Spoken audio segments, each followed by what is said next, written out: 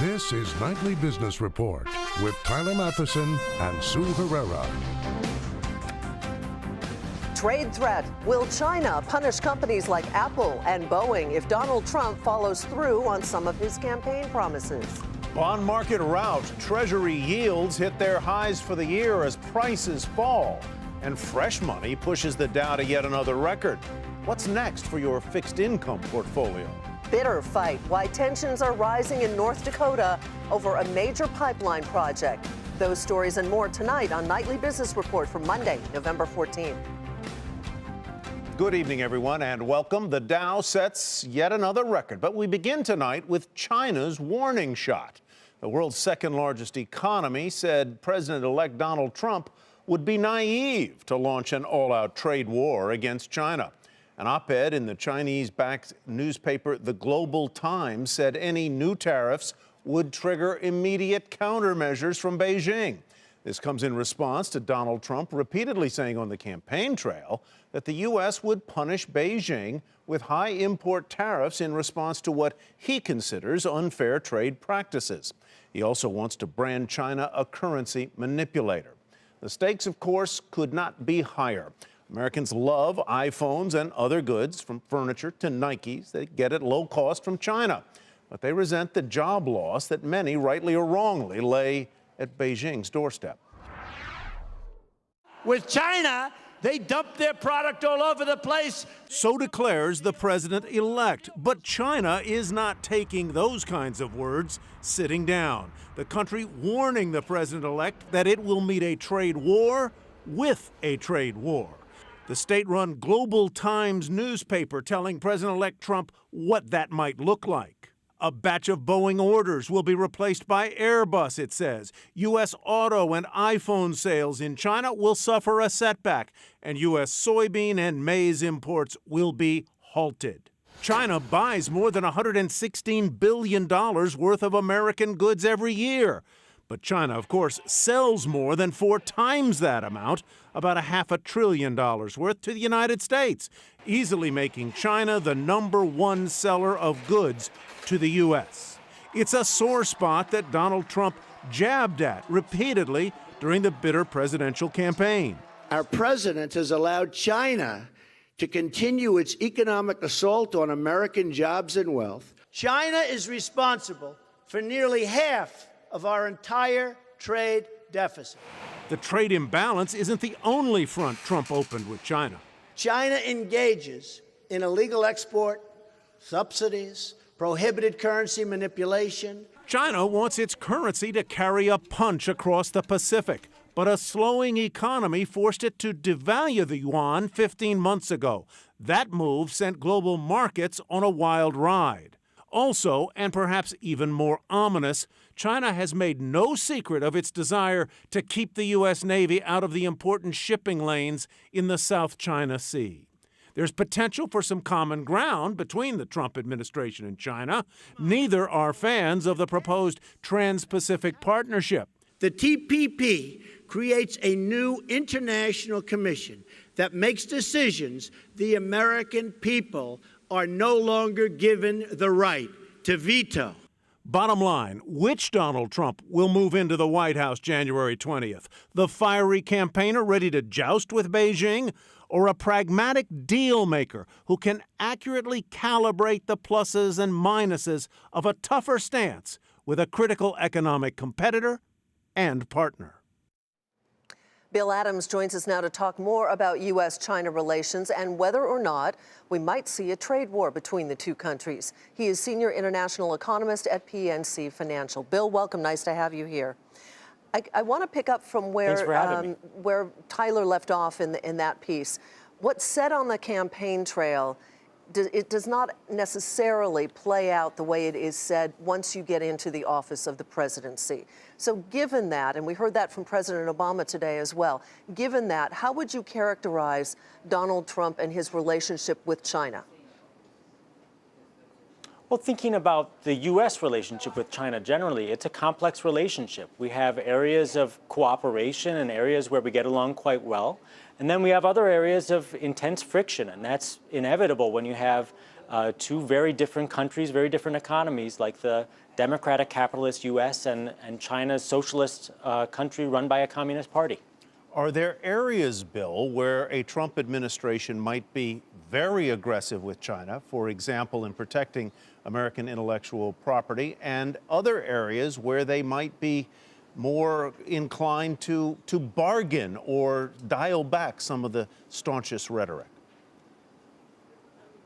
I think the enforcement of intellectual property rights and the new administration's pledge that they're going to respond to Chinese theft of U.S. intellectual property, I think that will be a touch point in the next couple of years.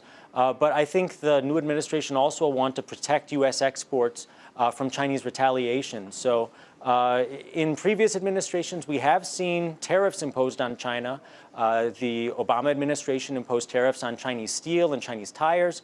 The George W. Bush administration imposed tariffs on Chinese steel in 2002. But the overall relationship went on. So given what you've just laid out, how likely do you think it would be that we would get into a so-called trade war? Well, I think that there are a lot of areas of mutual interest, and I'm not. There's so much rhetoric that happens every campaign season that I'm looking to what happens next with an open mind. On that note, Bill, thank you. Bill Adams with PNC Financial. Thank you. On Wall Street, the Dow rose for a sixth straight day, closing at another record as investors evaluate the prospects for economic growth following last week's election. The blue chip Dow index added 21 points to an all-time high of 18,868. Otherwise, though, the day was kind of flattish. The Nasdaq off 18, the S&P 500 down a quarter point. In Washington, President Obama held his first news conference since the election and shared some thoughts on the next president of the United States, Donald Trump. I also think that he is coming to this office with fewer set, hard and fast policy prescriptions than a lot of other presidents might be arriving with. I don't think he is ideological.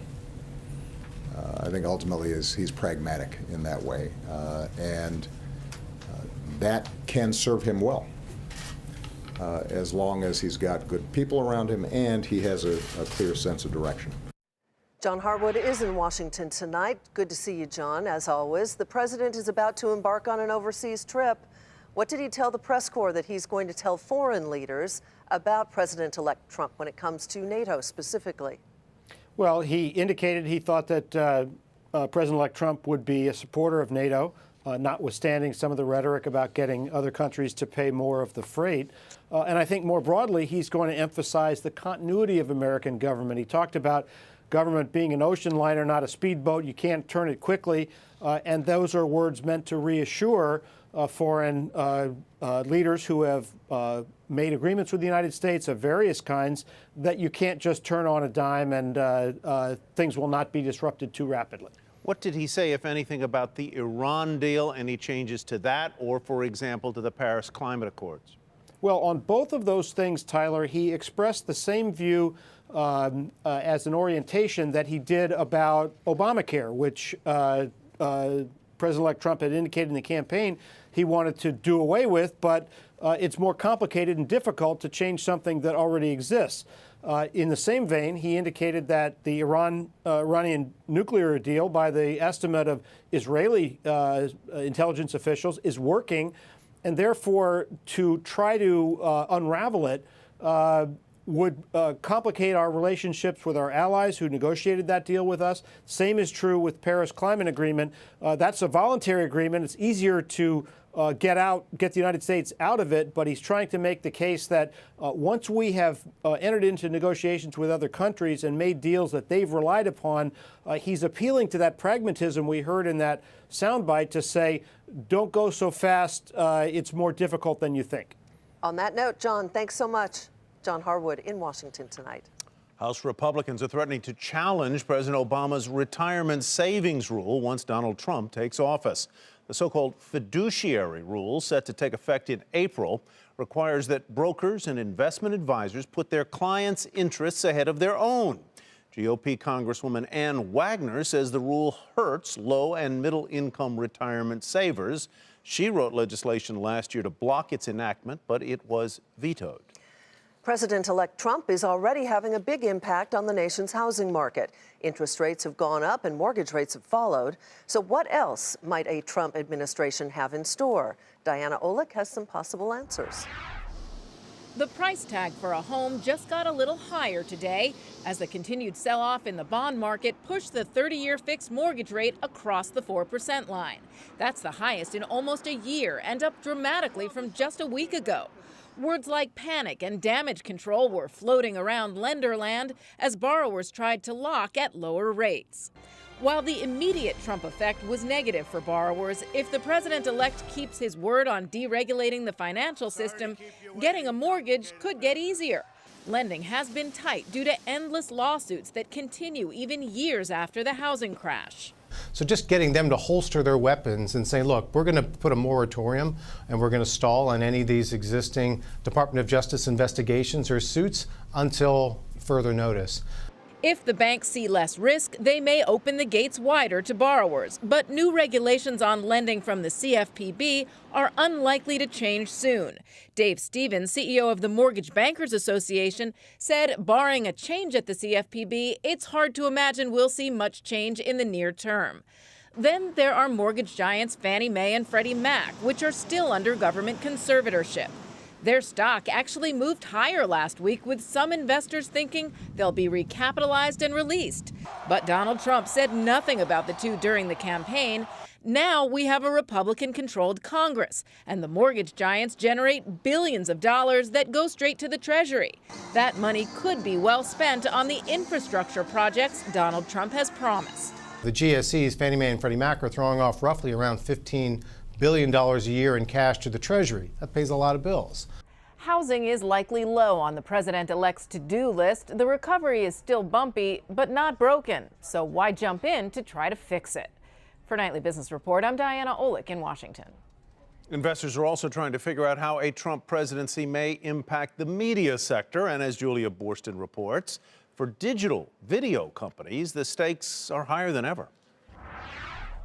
Facebook, Twitter, Snapchat, they're all doubling down on video, saying it's key to their future. Joining Google's YouTube, Netflix, Amazon, and Hulu, a range of companies counting on streaming video to drive subscription and advertising revenue. Many of their stocks under pressure in the wake of the election as President-elect Donald Trump is expected to threaten the FCC's net neutrality rules, which mandate that broadband providers don't discriminate against different types of content running on their pipes and prohibit internet providers from charging video companies such as Netflix or YouTube for faster service to users. The cable companies have complained that under Obama, the FCC has been unfair, not allowing them to get money from people like Netflix or HBO or others to help them cover the cost of building the technology to carry this high bandwidth video.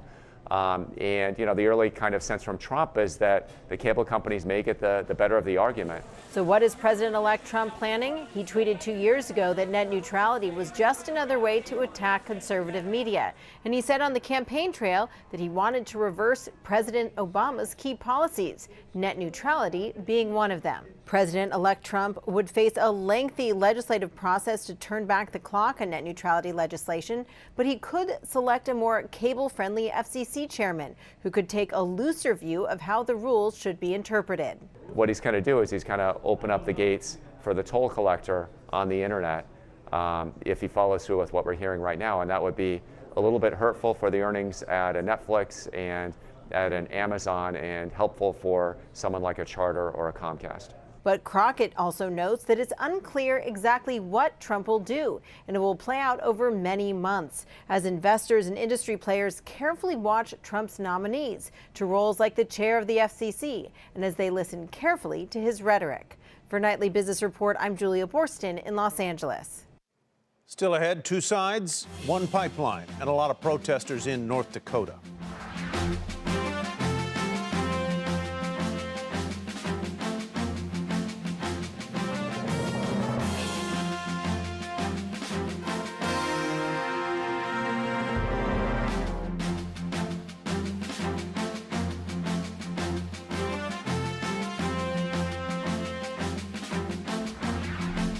The Army Corps of Engineers is delaying its decision on the controversial Dakota Access Pipeline, saying it wants to study the issue further. That statement comes as tensions between those in favor and those against the pipeline intensify. Jackie DeAngelis reports from Bismarck, North Dakota. Since April, the Standing Rock Sioux Tribe has been at this camp protesting the construction of this 1,100-plus-mile pipeline that would bring crude oil from the Bakken to Illinois, then eventually to the Gulf Coast. Demonstrations have been peaceful here, but up the road, clashes with police have gotten violent in the last few months. On one side, you have the Native Americans trying to protect their sacred grounds from disturbance and environmental issues. On the other, there's Energy Transfer Partners, the pipeline company trying to forge forward, saying this project is pivotal for U.S. infrastructure. The chairman of the Standing Rock Sioux Tribe says if the decision isn't favorable, we'll forge forward in this fight. I think that no matter what happens, the future has pipelines coming regardless because of the dependence on fossil fuels. And so this is just one fight, but there will be many. But ETP is equally committed. When asked what a Plan B might look like, CEO Kelsey Warren said this. We will protect our people from bodily harm, and we will complete our pipeline. The same crude is being transported today by rail and is crossing the river today by rail. This is so much safer, and I don't even have to justify that. To further complicate matters, many expect that no matter which way this decision goes, both sides, including the protesters behind me, will appeal to the Trump administration. Remember that President-elect Trump has already vowed to be pro-business, to roll back regulations that will help infrastructure projects like the Dakota Access Pipeline go through. While Trump hasn't commented on this project specifically, any decision he would make is already being questioned, given that he owns ETP stock and the company's CEO made donations to his campaign. Still, the shale revolution in the Bakken has tapped into resources that this country needs to be energy independent. Part of that process requires transporting oil around. Pipelines are thought to be safer than railcar transport. For Nightly Business Report, I'm Jackie DeAngelis in Bismarck, North Dakota. Samsung strikes a multi-billion-dollar deal with Harman International, and that is where we begin. Tonight's Market Focus. The smartphone maker said it would take over the automotive technology company for $8 billion in an effort to establish its presence in the connected technologies market. In addition to providing Samsung, which has had a tough year, as you know, with products, Harman's CEO told CNBC the merger will create many opportunities for growth. I feel very excited about the future, not just in automotive, but what about our connected car audio systems, individual sound zone. Homes are going also connected home with all IoT. So this is another synergy with all the television, the display technology of Samsung, and our audio technology in our brand in professional and in home. Shares of Harman surged, 25% to 109.72. Germany's Siemens will buy the software maker Mentor Graphics in a deal valued at $4.5 billion. The merger expected to expand Siemens' presence in the U.S. while also helping it grow its software business. Mentor Graphics saw its shares pop 18% to 36.29. And the cigarette maker Reynolds American has reportedly rejected a $47 billion takeover offer from British American Tobacco, saying the price was just too low. Bloomberg says the companies are again in talks, and British American allegedly is open to improving its initial offer. Reynolds American shares were down 53 cents, as you see there, at 53.05. BAT's shares were off nearly 2% at 106.09. Shares of Kate Spade rallied after the handbag and accessories company received a letter from a shareholder asking that company to pursue a sale. Hedge fund Carius Investors says it has become increasingly frustrated with that company's inability to achieve profit margins comparable to the industry peers. Shares rose 7% to $17.93. The conclusion of a 10-year drug study found that Pfizer's arthritis treatment Celebrex was as safe as prescription-strength ibuprofen and naproxen.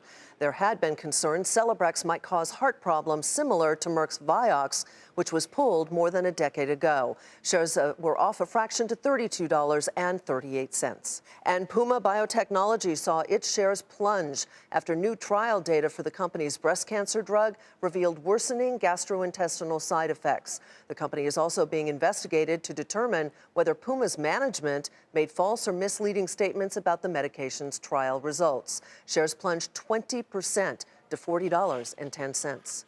Well, as we told you at the beginning of the program, the Dow closed at a record high yet again, up for the 6th straight day on hopes that the president-elect, Donald Trump, can revive economic growth. So what's next for stocks? And what about bonds, which are selling off hard? Michael Farr, president of the money management firm Farr, Miller in Washington, joins us now. Michael, always good to see you. Anything new in Washington these days? It's been kind of quiet here, Tyler. Yeah, I'm sure it has been. We'll get to a lot of news. Yeah. Let's get to stocks in a minute. The bond market certainly seems to be saying something. Tell me what it is that it's saying, and tell me what it implies for what I should do if I'm among the millions of Americans who have poured money into bonds and bond funds lately. Right. On the bond market, Tyler, I think we're seeing two things. The market's reacting to President-elect Trump's promises for infrastructure spending and lower taxes, and that basically he's going to spend a lot of money, which is going to increase the debt, and a lot more bonds out there, and a lot more supply of bonds means higher interest rates. Also, his kind of confrontational talk with a lot of foreign entities that own a lot of U.S. bonds, like China, they own a lot of bonds. If they were to start to sell, that could drive rates higher, too. So I think there are a couple of things sending rates higher right now, but that is going to mean, as if this continues, higher rates for buying a car or a higher mortgage for buying a house. And we've seen those mortgage rates pick up as well. You asked about the bond funds, and if you hold bond funds, you will see those prices drop. We have seen some pretty good drops in even the ETFs, some of the municipal ETFs and others. You should kind of expect it. As these rates go higher, these bond prices will come down. If you have a bond holding as part of your financial plan, you really should stick with it and not panic, but I think probably something towards the shorter end of the bond curve makes more sense. And what about stocks? Because we have seen this kind of parabolic move upwards, and we're at another new record high, Michael, and some people say that's gone too far too fast. It certainly feels like it has, but you know, we're in this strange time, Sue, where I don't think we've seen a lot of this kind of thing before. We've just gotten used to a market that's been driven by monetary policy, and the Federal Reserve and these near zero interest rates forever have taken us to like 17 times earnings. And now we're getting the promise of more money, fiscal stimulus, tax cuts, corporate tax cuts, repatriation of dollars from overseas, more money and more debt spending seems to be those expectations, because we haven't even begun to see the process begin yet, expectations of all that additional debt and new dollars seem to be taking a lot of prices higher. So for the short term, it certainly feels good. There could be some real benefits of the infrastructure spending and lower tax, but anytime I see a market at 17 times earnings that's getting more expensive, I think you have to be cautious. We have to leave it there. Michael Farr, thanks very much. Michael Farr with Farr, Miller, and Washington. Thanks. Coming up, the need for speed, what Porsche is doing to win over buyers in the country's biggest market for luxury cars.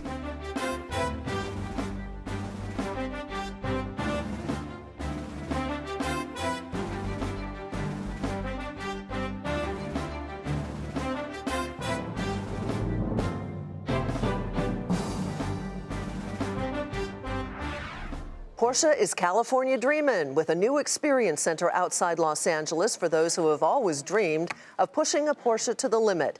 Speed and power are part of the luxury brand's latest move to win over buyers in the country's biggest market for high-end cars, California. Phil LeBeau reports from Carson in the Golden State.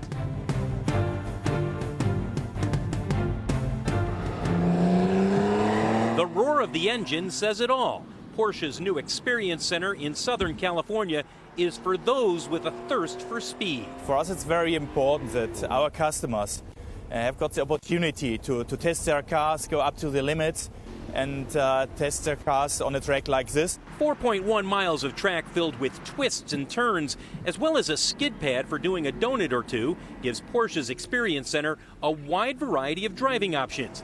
And that's the idea. Porsche spent $60 million creating a place it hopes will attract not only fans of Porsche, but luxury sports cars in general. People who make California the biggest and most lucrative market for these high-end cars.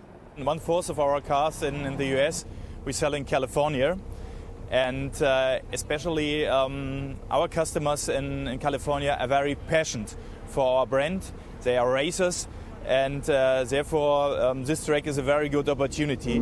So what's it like to push a Porsche over 100 miles per hour? It's quite a rush. Porsche believes this is what will convince thousands of visitors to pay between $385 and well over $1,000 to slide behind the wheel for a day or two. And maybe a few will end their drive saying, Porsche, there is no substitute. Woohoo! Yeah! Phil LeBeau, Nightly Business Report, Carson, California. Some sad news tonight from our public television family. Gwen Ifill, veteran journalist and co-host of PBS's NewsHour and moderator of Washington Week, has died after a battle with cancer. The executive producer of NewsHour called her a standard bearer for courage, fairness, and integrity in an industry going through seismic change. The head of WETA in Washington called Ifill one of the leading lights in journalism, and we agree. Gwen Ifill was 61. And that's it for us tonight on NBR. I'm Sue Herrera. Thanks for joining us. And I'm Tyler Mathisen. Thanks from me as well. Have a great evening, everyone. We'll see you back here tomorrow night.